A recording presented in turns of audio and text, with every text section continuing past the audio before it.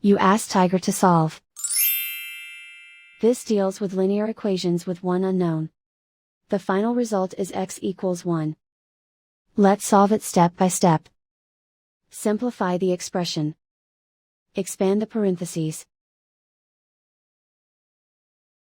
Simplify the arithmetic. Group like terms. Combine like terms.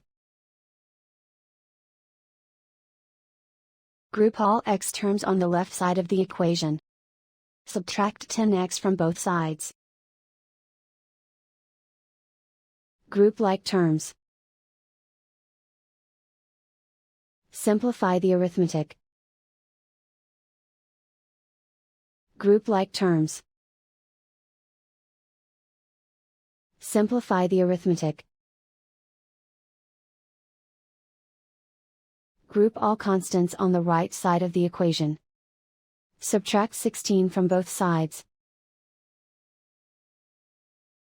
Simplify the arithmetic.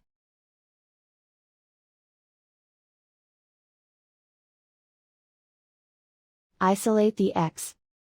Divide both sides by -12. Cancel out the negatives. Simplify the fraction.